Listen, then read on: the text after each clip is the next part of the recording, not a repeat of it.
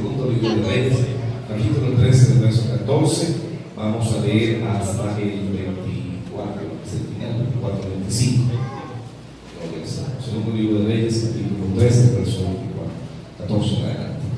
Yo leo el primer verso 14, usted lee el 15 y así hasta el final. Estaba Eliseo enfermo de la enfermedad de que murió. Y descendió a él Joás, rey de Israel, y llorando delante de él dijo: Padre mío, cargo de Israel y su gente de caballo.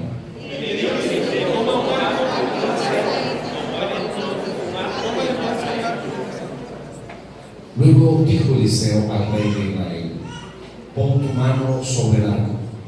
Y puso él su mano sobre el arco. Entonces puso Eliseo su mano sobre las manos del rey. Y dijo: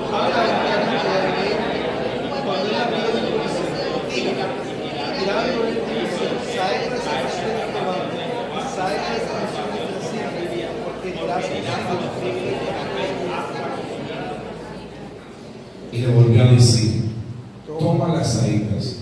Y luego que el rey de Israel las hubo tomado, le dijo: golpea la tierra. Y él la golpeó 3 veces y se detuvo.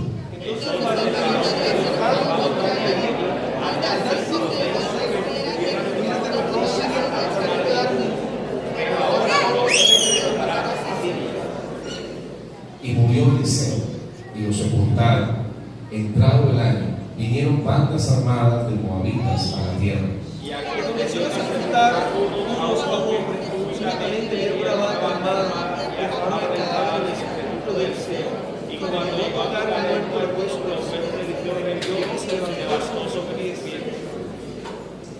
Hazael, pues, rey de Siria, afligió a Israel todo el tiempo de Joacás. Mas Jehová tuvo misericordia de Israel, y se compadeció de él y su enemigo, a causa de su pacto con Abraham, Isaac y Jacob.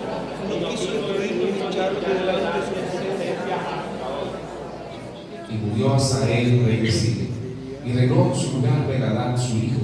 Y volvió Joás, hijo de Joacás, y tomó de mano de Ben-Hadad, hijo de Hazael, la ciudad de que éste había tomado en guerra, de mano de Joacás su padre. 3 veces lo derrotó Joás y restituyó la ciudad. Llegamos entonces al final de la vida de un gran hombre, de un gran instrumento en la mano de Dios, de un hombre que fue usado de una manera muy maravillosa por Dios y que fue una tremenda, pero tremenda bendición para toda la nación de Israel. Si ustedes notan, Dios hizo muchos milagros a través de Eliseo. Recordarán cómo trajo comida de una manera especial, sanó unas aguas, luego sanó unas floridas que estaban envenenadas. Dios hizo muchas cosas lindas a través de la mano de Eliseo. Y uno diría, no solamente para el pueblo, aún para el rey de Israel, ¿sí? Cómo Dios obró de una manera especial, y a través de la intervención de Eliseo, por un tiempo Dios hizo que los sirios dejaran tranquilos a los israelitas. Pero lastimosamente los malos reyes de Israel abrían la puerta nuevamente para que los sirios siguieran atacando y atacando y atacando a los israelitas. Y el pasaje que no estudiamos, el sitio de Samaria, recordarán ustedes que fue un tiempo donde el rey de Siria vino y sitió la ciudad de Samaria y no le dejaba entrar comida por ninguna parte, y aparentemente los iban a matar de hambre. Pero de repente, cuando el pueblo ya estaba a punto de perecer, Dios abrió una puerta de salvación a través del profeta Eliseo, quien le habló al rey y le dijo: mañana a esta hora habrá abundancia de comida y todos van a comer en abundancia. Y de repente hasta un general dijo: si eso fuera así, que la única forma sería que cayera comida del cielo. Y Eliseo le dijo: bueno, tú lo verás, pero no lo vas a comer. ¿Recuerdan ustedes? Y al otro día Dios abrió puertas a través de los 4 leprosos, a quienes llamamos los 4 fantásticos, ¿cierto? Los decididos a ir al campamento de los sirios, a buscar algo, a buscar o la vida o la muerte. Y salieron a buscar, y buscaron y encontraron la vida. Y encontraron no solamente la vida para ellos, sino la vida para todo el pueblo de Israel. Así que de pronto por un tiempo Eliseo como que desaparece de la escena, más o menos del capítulo 9 del segundo libro de Reyes. Eliseo desaparece de la escena y como que se ausenta en cierta manera y vuelve a aparecer sobre el capítulo 13 del libro de segundo de Reyes. Durante esos años, fueron casi 40 años, Jehú, recuerdan ustedes la gran promesa que antes de morir Eliseo, antes de partir Elías, perdón, había dado la orden: unge a Jehú como rey de Israel. Pero hasta ese momento Jehú no había reinado. En el capítulo 9, Eliseo manda a otro profeta para que vaya y lo unja a Jehú como rey, para que Jehú llegue al trono. Jehú llega al trono y acaba con toda la casa de Acab, con Atalía, con toda su familia. Fue algo terrible el juicio que Dios mandó sobre la familia de Acab, porque ellos fueron los que introdujeron la idolatría en Israel. Así que después de muchos años aparece nuevamente Eliseo. Ahora el que está reinando es un nieto de Jehú. Han pasado Jehú, Joacás y ahora Joás, y Joás es el nuevo rey de Israel. Y ahora el problema para ellos es que Eliseo está en sus últimos días, está ya para morirse. Y Eliseo, el hombre de Dios, que de pronto hizo muchos milagros y hizo muchas cosas y hasta resucitó de los muertos a un niño, ahora está a punto de morir. Y está a punto de morir ¿de qué? De una enfermedad. No fue que se murió ni porque lo mataron, ni fue porque se iba a morir porque de pronto ya de vejez, de viejito, no. Tenía una enfermedad y con esa enfermedad llegaría la muerte. A veces hay cosas, y yo quiero que lo aprendamos, porque quiero que es muy importante que uno aprenda a valorar las cosas en su justa medida. A veces uno quisiera que la vida no fuera así. A veces uno quisiera que los hombres de Dios nunca se enfermaran, ¿cierto? Que los hombres de Dios nunca se afligieran, que los hombres de Dios nunca les doliera una muela. Pero cómo si él le ha servido a Dios, pero cómo si ha sido un gran instrumento de Dios, pero cómo si Dios lo ha usado para sanar a otras personas. Y uno a veces quisiera que eso no nos pasara a los hijos de Dios, pero nos pasa. Nos enfermamos y nos morimos. Y eso es parte como de las cosas que suceden. Y ustedes van a ver no solamente que Eliseo se enferma, sino que se muere. Y si usted nota, no se le hizo un gran entierro. Si usted nota, no se le hizo una gran pompa por su muerte. No se habla, el cronista de los reyes no relata cómo fue su entierro, si fue de renombre o no fue de renombre. De hecho, hasta uno diría: oiga, el ministerio de Eliseo fue hasta en cierta manera un poco más en cuanto a los milagros que el ministerio de Elías. Y Elías vino el Señor, mandó un carro con ángeles y se lo llevaron para el cielo. Y uno dice: qué espectacular que un hombre de Dios termine de esa manera su vida, de una manera gloriosa, ¿cierto? De una manera casi que uno diría de un final de Hollywood, ¿cierto? Hace un carro de fuego, gente de a caballo, y vienen y lo arrebatan y se lo llevan al cielo, y él termina por allá volando en las nubes. Algo espectacular. Pero Eliseo no termina así. Lo entierran. ¿Cómo lo entierran? No sé, pero no fue nada espectacular. No fue nada llamativo, no fue nada sobrenatural la manera como lo hicieron. De hecho, lo enterraron. Y a mí me asalta la inquietud, porque si usted nota, a él lo entierran en una tumba. Los israelitas no enterraban a sus muertos en ataúdes como lo hacemos nosotros.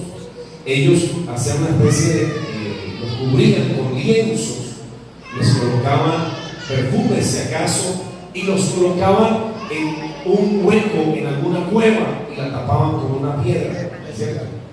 Y a uno le parece como hasta extraño, pero curioso. Parece como que a Eliseo lo enterraron en una fosa común.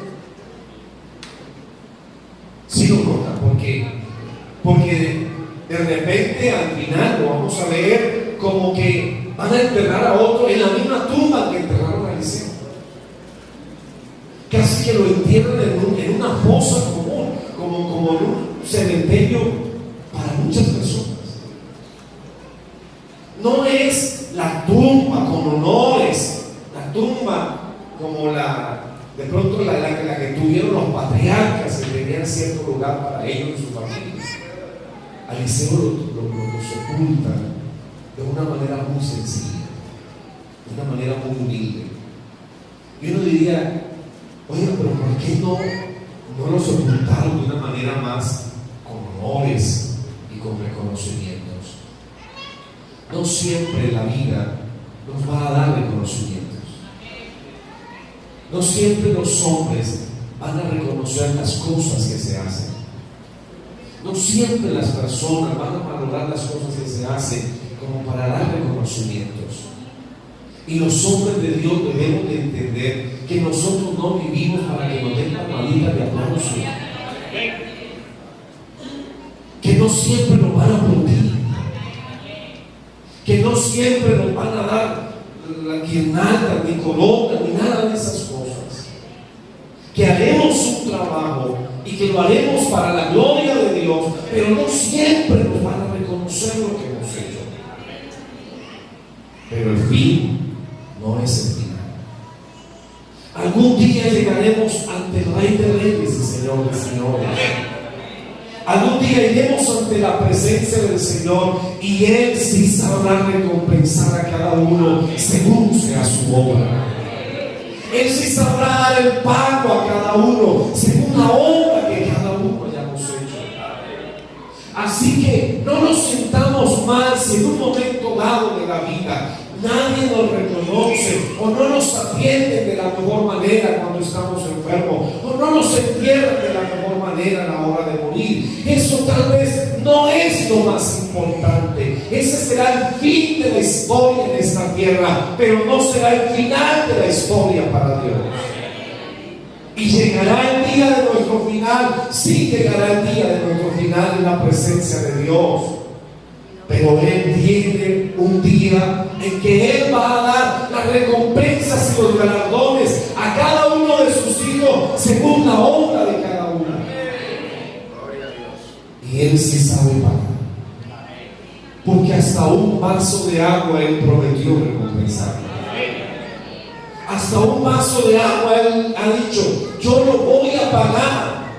Y se lo hicieron a un siervo de Dios, dice, hasta recompensa de profeta le voy a dar porque le dieron agua a un profeta. O sea que Dios sí sabe pagar muy bien a sus hijos. Amén. Pero miremos entonces cómo fue esa historia final de Eliseo. Estaba Eliseo enfermo de la enfermedad que murió, y descendió el rey Joás, rey de Israel, y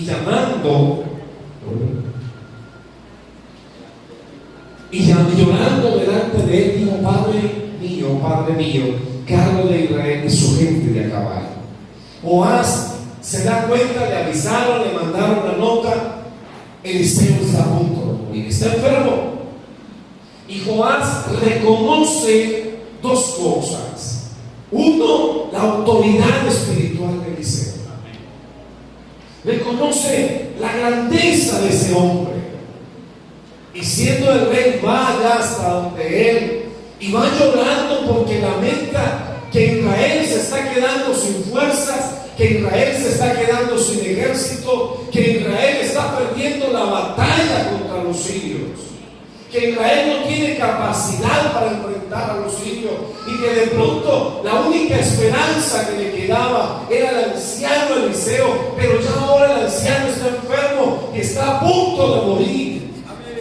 Y él va llorando porque es una forma de reconocer, ya no tenemos nada con que defendernos a nuestros hijos. Por otro lado, uno mira a un Eliseo que aún en su vejez, dice la Biblia, está dispuesto a hacer algo por su pueblo, que aún en su vejez está dispuesto a dejar algo más para su pueblo, para su nación. Él no quiere desamparar a su pueblo, no quiere desamparar a sus siervos. Y aunque el rey Joás no es que sea el mejor rey, realmente no lo fue, hizo cosas malas, pero al ver que venía reconociendo eso, que sentía como que la lámpara de Dios estaba apagando y venía llorando a acompañar y a estar con Eliseo en ese momento, Eliseo quiso hacer algo por ese pueblo y por esa nación. Así que dice, y le dijo Eliseo: toma un arco y unas saetas. Y tomó él entonces un arco y unas saetas. Y luego dijo Eliseo al rey de Israel: pon tu mano sobre el arco. Y puso su mano sobre el arco. Y entonces puso Eliseo sus manos sobre las manos del rey. De una manera simbólica, Eliseo le dice al rey: toma las armas una vez más. Toma las saetas una vez más. De pronto habrás pensado que ya no hay fuerzas con que ganar la batalla. De pronto habrás pensado, rey, que ya no hay forma de ganarle a los sirios. Pero yo te quiero decir: toma una vez más las armas. Toma una vez más las saetas y empúñales y declárale la guerra a los sirios. Y a mí eso me parece conmovedor y me parece como un reto para la vida cristiana nuestra. ¿Por qué? Porque a veces los hombres, de pronto por descuidos y por muchas cosas, de pronto descuidamos la vida espiritual, descuidamos de pronto nuestra relación con Dios, nuestra amistad con Dios, y a veces como que tendemos a perder muchas cosas y el enemigo gana terreno en nuestras vidas. Y a veces hasta dejamos las armas a un lado y soltamos las armas y parece como que lo único que queremos hacer en la vida es sentarnos a llorar. Y esa era la condición de Joás. Joás quería sentarse a llorar, pensaba que ya no había esperanza, que ya no había solución y que ahora Eliseo se muere y todo termina acabado. Pero en ese momento Eliseo le dice: toma el arco y toma la flecha y empúñalo una vez más. Yo no sé cuántos han soltado las armas. Yo no sé en esta noche cuántos han dejado de declararle la guerra al enemigo. Cuántos han dejado de tomar la espada en la mano y decirle al enemigo: yo me voy a volver a levantar en el nombre de Jesucristo y voy a pelear por mi casa, por mi familia, por los míos, y no voy a dejar que el diablo se robe a mi familia. Así que en medio de esas cosas, Eliseo le dice: toma el arco y entiézalo y declárale la guerra al enemigo. Joás lo hace. Toma el arco, toma la flecha, y viene Eliseo y de una manera profética y simbólica le dice: tus fuerzas no son suficientes, pero hay un Dios poderoso que tiene fuerzas. Tu capacidad no es la suficiente. De pronto Joás iba a tomar la flecha, la iba a tirar, quién sabe hacia dónde. De hecho, Eliseo hizo que abriera la ventana hacia el oriente, y era que hacia el oriente estaban las ciudades que el rey de Siria, Ben-Hadad, le había quitado a Israel. Y parece como que Eliseo le dice: mira hacia el oriente, allá quedan esas ciudades que el rey de Siria te ha arrebatado. Y lanza la flecha hacia él. Esa flecha, la dirección de esa flecha iba a depender de quién, de Dios. Pero la declaración de guerra dependía de quién, de Joás. Y yo quiero decir eso porque eso es muy importante. A veces el enemigo ha robado, nos ha quitado cosas y de pronto ha querido destruir una familia, y aquí quiere destruir una casa y quiere hacerle daño a una familia. Pero tiene que haber alguien que se levante y le declare la guerra al enemigo.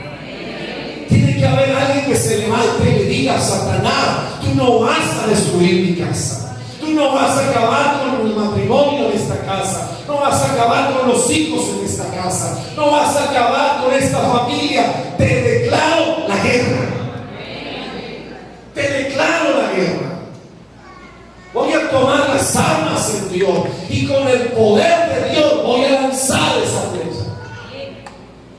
Después Eliseo le dice, le devolvió a decir: toma ahora las saetas. Y luego que el rey de Israel la sumo comando, le dijo: golpea la tierra. Y él la golpeó 3 veces y se detuvo. Y ahí nos vamos a ver. Una vez se declara la guerra, hay que prepararnos ¿para qué? Para la batalla. No es simplemente declarar la guerra, es prepararnos para la batalla. Es porque una vez declarada la guerra, hasta que no termine la guerra, no debemos de soltar las armas. Así que eso era lo que quería ahora Eliseo. Le dice: toma las flechas y golpea la tierra, golpéala hasta que termine la guerra. No podemos declararle la guerra al enemigo y dejar de golpear y terminar y detenernos antes de tiempo. Si declaramos una guerra, debemos de ir hasta el final con esa guerra. No podemos declararle la guerra al enemigo y de pronto hacerlo 1, 2, 3 veces y detenernos. Esta palabra "y se detuvo" es una palabra agónica. Es una palabra angustiosa, es una palabra desesperante. ¿Por qué, hermano? Porque ¿cuántas veces hemos empezado algo y no lo hemos terminado? ¿Cuántas veces hemos dicho que vamos a hacer algo y lo dejamos a mitad de camino? ¿Cuántas veces hemos dicho sí, yo lo voy a hacer, yo me comprometo, y arrancamos con buen ánimo y a mitad de camino se nos acaban las fuerzas? Y muchas veces dejamos cosas a mitad de camino y no las concluimos, no las llevamos hasta el final, no concretamos lo que empezamos. Y no se trata de tener buenas intenciones, hay que tener buenas intenciones, pero hay que culminarlas. La Biblia dice: el que empezó en vosotros la buena obra, Él se ha propuesto perfeccionarla. Eso que dice, nuestro Dios está dispuesto a llevar este proceso hasta el final. Dios no va a dejar esto a mitad de camino, Dios no va a dejar esto a mitad de camino, no. Él dice: yo voy a llegar hasta el final con esto. Hermanos, cuando el Señor vio que tenía que ir a la cruz del Calvario, pudo haberse retratado a mitad de camino. Pudo haber en un momento dado: no, mejor me devuelvo. Recuerden que hasta Él preguntó: si es posible, pase de mí esta copa.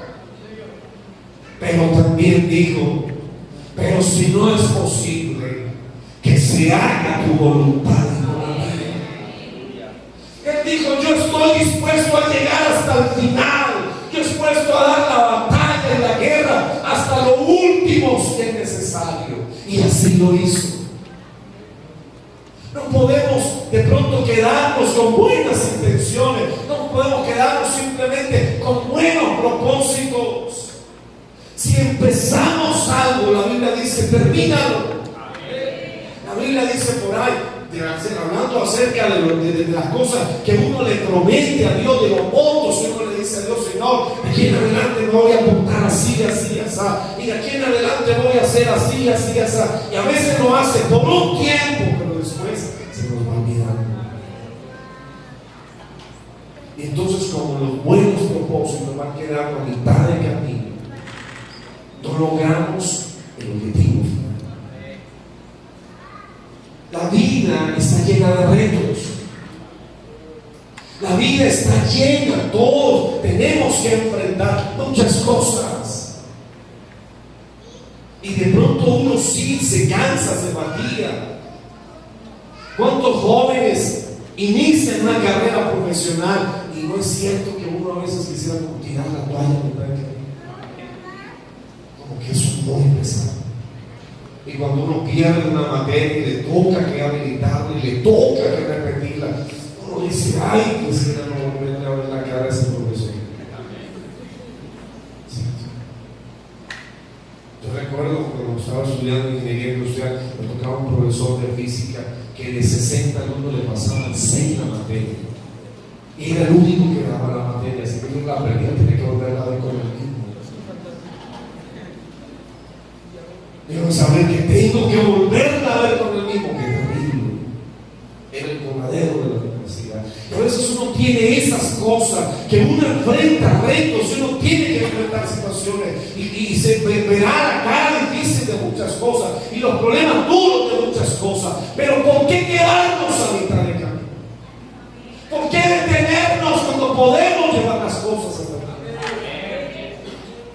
¿Por qué no tomar la decisión de decir, esto que hoy empiezo lo voy a llevar hasta el final? Y cada mañana levantarnos y orar a Dios y decirle, Señor, dame las fuerzas para llegar hasta el final. Dame la autoridad espiritual para llegar hasta el final. Dame el poder para vencer al enemigo y llegar hasta el final. ¿Acaso no dice la palabra de Dios, el que persevere 3 veces? ¿Hasta cuándo? Hasta que termine la carrera. El que persevere hasta el fin, este será salvo. No dice que arrancó la batalla con buen ánimo y con buen entusiasmo, pero lo dejó a mitad de camino. Yo sé que muchas veces nos habrán herido, nos habrán golpeado, nos habrán maltratado. Que en el camino uno siente los golpes de la guerra. Pero no dejes la batalla a mitad de camino. No dejes la batalla a mitad de camino. Llévala hasta el final. Que si la llevamos hasta el final, tenemos la victoria, tenemos la gloria. Eliseo sabía que le quedaba poco tiempo. Quería de una manera profética entregarle al rey Joás lo último que le iba a dar a ellos como nación. Lo que Dios le había entregado. Pero las cosas, miren, Dios tiene todo el poder y toda la intención. Porque a veces no recibimos lo que de pronto Dios tiene para nosotros, o no alcanzamos lo que Dios tiene para nosotros. Dios tiene poder. Dios tiene su disposición. Dios tiene todos los recursos para ayudarnos. Mire, Eliseo le va a decir luego al rey, si hubiera golpeado, si al dar 5 o 6 golpes hubiera derrotado a Siria hasta no quedar ninguno. ¿De quién dependió el que solo se ganara 3 batallas? ¿Por qué? Porque se detuvo. Dios tenía la provisión, Dios tenía toda la provisión celestial. Si hubieras golpeado 5 o 6 veces, lo hubieras acabado. ¿Cuántos enemigos tenemos que no nos hemos derrotado porque no hemos perseverado en Dios? ¿Cuántos enemigos siguen torturándonos y maltratándonos porque no terminamos esa batalla, esa guerra que Dios dijo, declara que yo te voy a ayudar? Declara la guerra, que yo voy a estar a tu lado. Y continúa con la guerra hasta el final, porque yo te voy a dar la victoria. Dependía de Joás y depende de nosotros el llevar hasta el final esto. Y qué hermoso cuando uno ve el final de las cosas. El libro de los Salmos dice, y verás la recompensa de los impíos. Qué bueno cuando uno se empeña en algo y dice, Señor, con tu ayuda voy a llegar hasta el final. Con tu gracia voy a llevar esto hasta el final. Pero lastimosamente, ahora solo 3 veces derrotarás así. Y dolorosamente así termina ese párrafo. Y dice la Biblia, y murió Eliseo, y lo sepultaron. Y las cosas, miren, no hubo pompa, no hubo nada de guirnalda, no hubo un entierro que uno diría como se lo merece un varón de Dios. Lo entierran de una manera sencilla. Y entrado el año vinieron bandas armadas de los moabitas a la tierra. Y aconteció que al sepultar uno su nombre, súbitamente vieron una banda armada y arrojaron el cadáver en el sepulcro de Eliseo. Y cuando llegó a tocar el muerto los huesos de Eliseo, revivió y se levantó sobre sus pies. Yo le quiero hacer una pregunta. ¿Por qué ese hombre muerto se levantó al tocar los huesos? Es que Eliseo tiene poder místico. ¿El poder está en Eliseo o el poder está en Dios? Eliseo estaba muerto, tan muertico estaba que el nuevo muerto no tocó el cuerpo de Eliseo. ¿Tocó qué? Los huesos. ¿Eso qué significa? Que ya Eliseo estaba como desmigajado, ya su cuerpo se había deshecho. Ya solo quedaban los huesos para meterlo en el rosario y ya. Así que el poder no está en Eliseo, el poder está en ¿quién? En Dios. Dios le prometió una segunda porción, una doble porción de lo que había en Elías a Eliseo, y se la dio. Pero cuando Eliseo murió, solamente había realizado 13 milagros, le faltaba uno, le faltaba el 14. Y Dios lo que promete, no cumple. No le da una pendiente. Así que no importa. Y yo creo que eso es algo muy especial. ¿Por qué, hermanos? Porque van a haber cosas, van a haber victorias que Dios nos dé, van a haber triunfos que Dios nos dé, aún aunque nosotros hayamos ya partido, aún aunque nosotros ya hayamos partido con el Señor, ya pasamos a la eternidad con el Señor, pero Dios cumple sus promesas. A mí me pareció muy hermoso, y me contaron una experiencia personal en mi casa. Mi abuela fue una de las pioneras en mi familia de conocer el Evangelio, y a la vida de mi abuela, de unas tías que se entregaron al Señor, el Evangelio llegó a mi familia y a muchos de nosotros.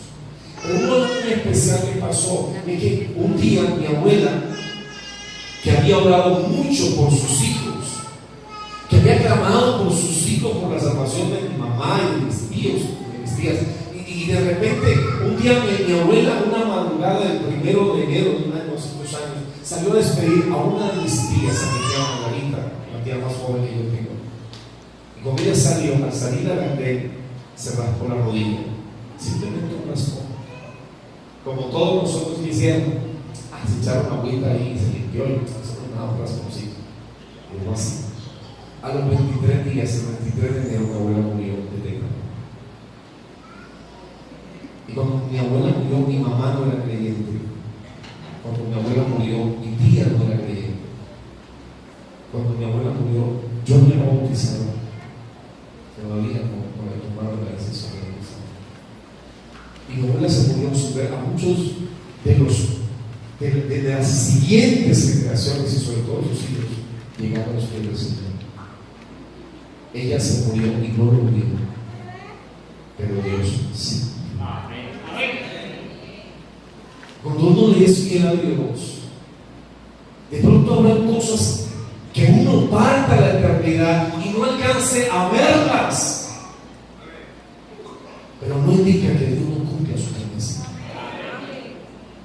Que Dios a su debido tiempo, Él obre como debe de obrar entre las personas.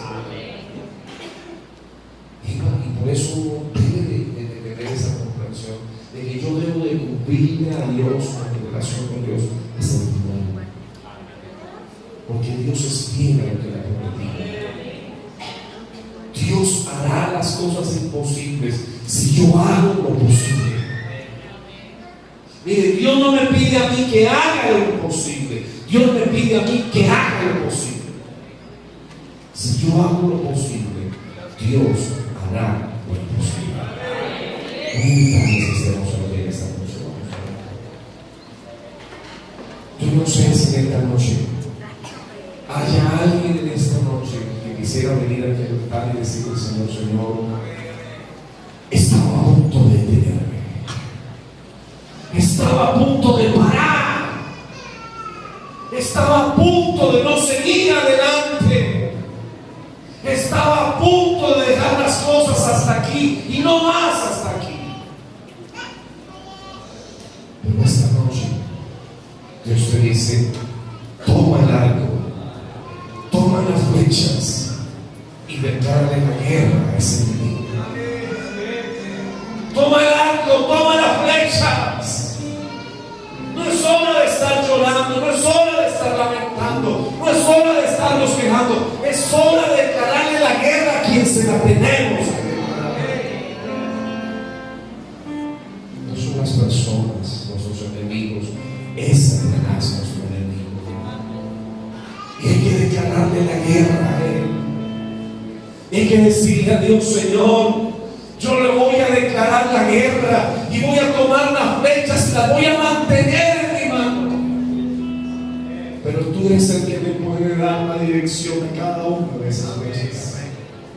Tú eres el que puede dirigir esas flechas. Yo las voy a lanzar, pero tú eres el que puede guiar las flechas hasta el objetivo. Recuerda que en la historia que hemos leído, por ahí hay un hombre que se camufló para que no se dieran cuenta que era el rey, pero hubo alguien que lanzó una flecha a la aventura, ¿cierto? La lanzó a la aventura y la flecha fue y llegó directamente a quién, al rey. Y se había disfrazado, se había ocultado, nadie sabía que era el rey, pero Dios sí. Es que yo lo que debo de hacer es lanzar la flecha, que Dios se encargará de guiarla, de dirigirla. Dios se encargará de llevar esa flecha hasta donde quiera que llegue. No te detengas esta noche, no te pares esta noche, no digas: no, ya con esto es suficiente. No, si declara la guerra, lleva la guerra hasta el final. A lo que tú tienes que hacer, que Dios hará lo imposible. Pero tú haz lo posible que tienes que hacer y Dios se